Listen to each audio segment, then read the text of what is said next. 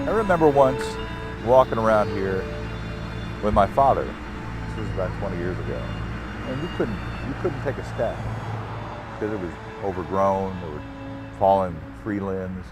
I mean, there was a time just about a year and a half ago where in the back of the cemetery, it was just, if someone had thrown a match, about 20 acres would have gone up because it was all just nothing but dried, rotted wood. And it was kind of terrifying. You didn't know what was lurking back there. This was definitely a forgotten place, and there are a lot of forgotten people that I think even family members, may not know the full history on. So this is definitely, and forgotten in terms of just the neglect and the lack of care and just the shape that this place is in. I've been coming out here now for probably close to 15 years. The first time I came out here, I was just incredibly saddened and disappointed. I came out looking for a family member, and having gone to so many other of the big cemeteries around Dallas that are so well maintained, and I mean, they're just, you can just walk through easily, there's no problem. Then you come out here and everything was overgrown, there was broken down equipment everywhere, there was, old trucks parked on tops of graves.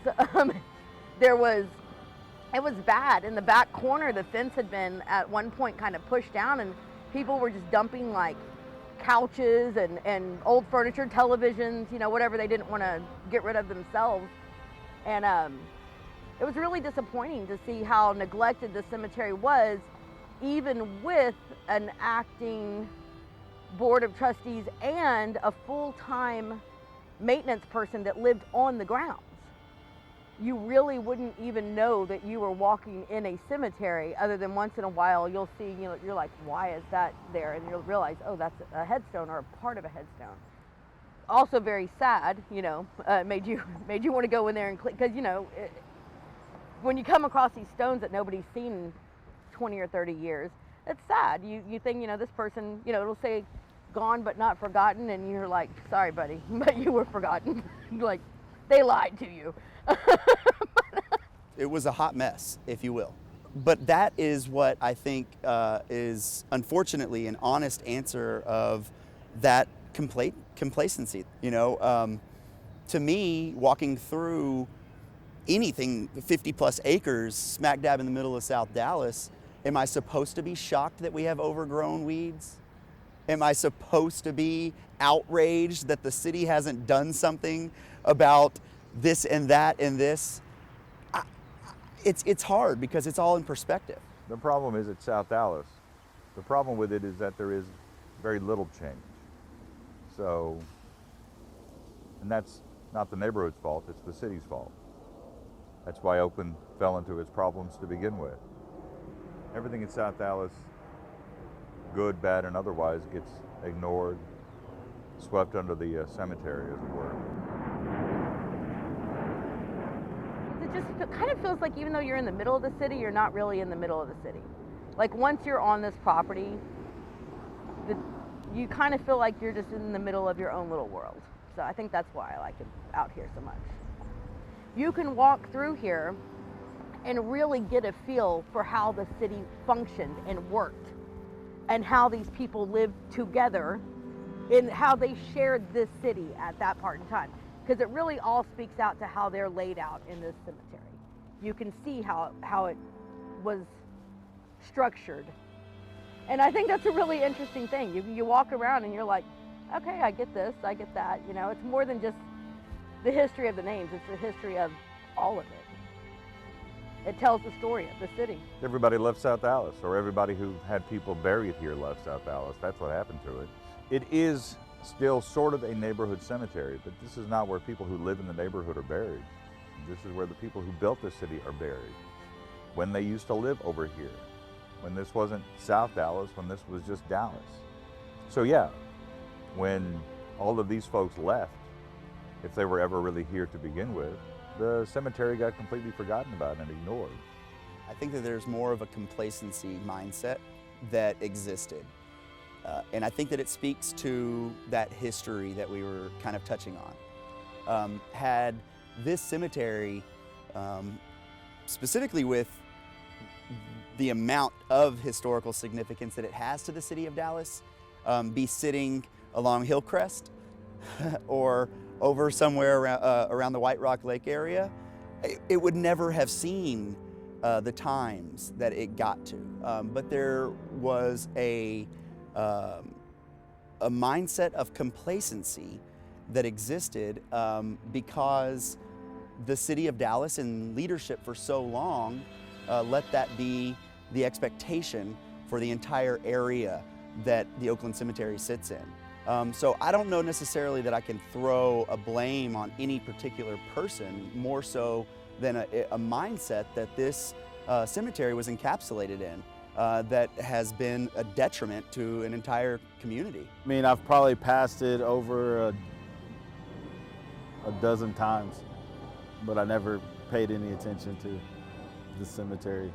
When I used to work for the company contractor for the city of Dallas, and we did Opportunity Park, I might have looked over here a couple times, but I never paid any attention.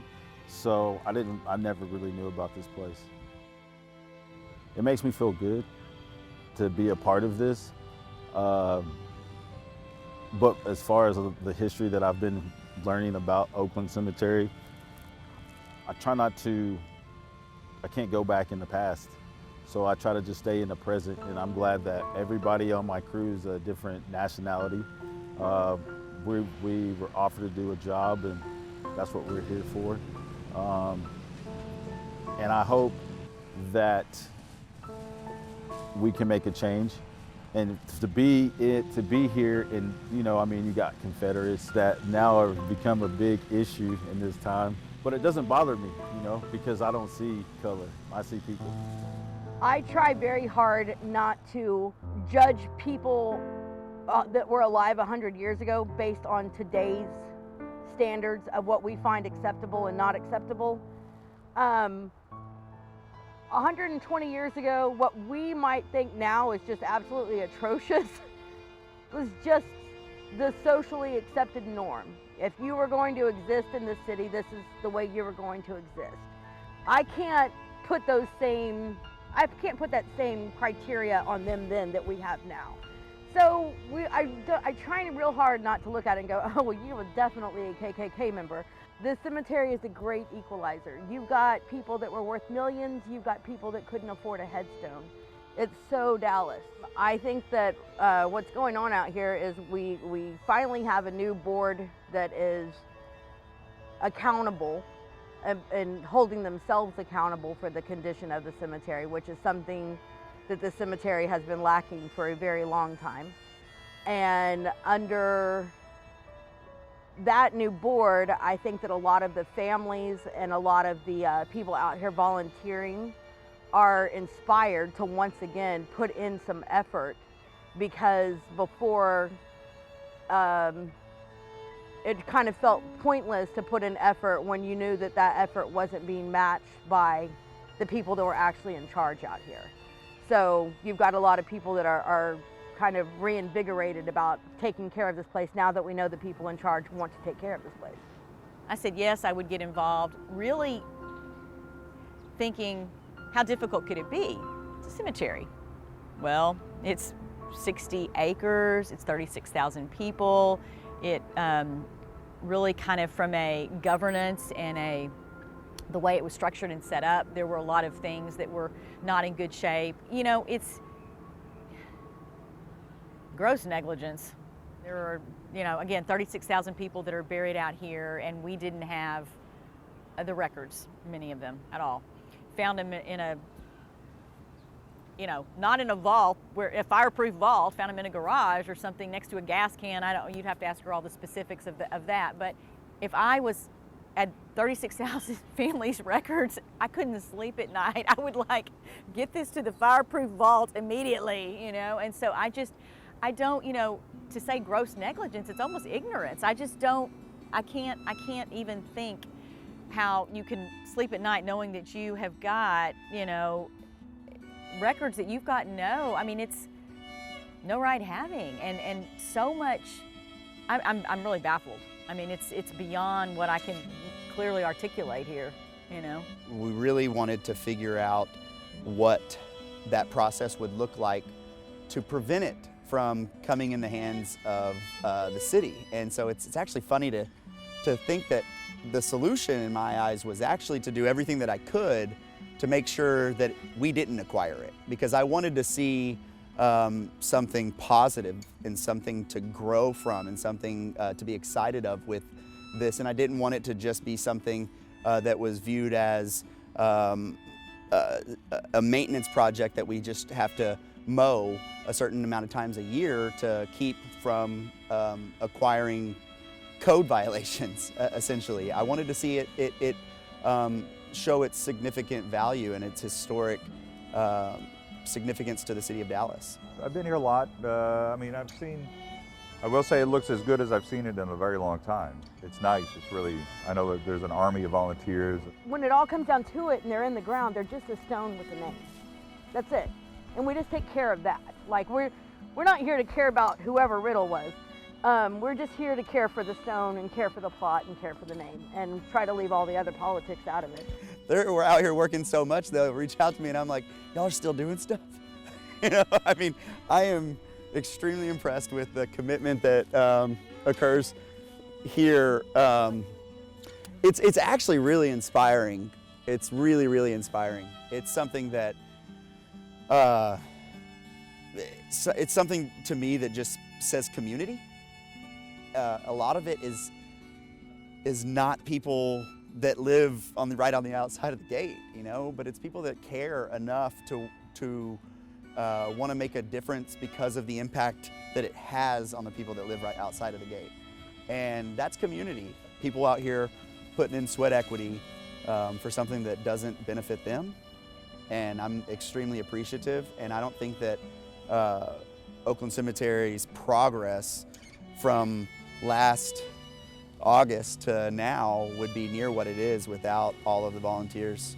But Oakland Cemetery just isn't who we were, but it is still who we are. There are black folks here, there are white folks here, there's Santos Rodriguez and other Mexican Americans and other Hispanics who were born and raised here and killed here by Dallas police officers, in the case of Santos Rodriguez. There should be tourist buses that come here every day to tell about this person, that person. There should be field trips. Every school should have to come here. We have opportunity, like I said, for field trips with DISD. You know, I think that's something that could be done on a regular basis. So we need to make this right for the community and make this right for all the people that are buried here. It is a long-term goal, but I do think that the amount of interest that has come in such a short time with the buzz that has been created around Oakland Cemetery, that the fundraising will happen, and that those innovative ideas will also start to roll out as well. So I love this place. I mean, there are other cemeteries like this that have certainly pioneers and founders, whether it's downtown or Southeast Dallas or wherever. But this place is unique and special. The entire city story going forward is told here if we just choose to at least acknowledge that we sometimes have to look a little backward.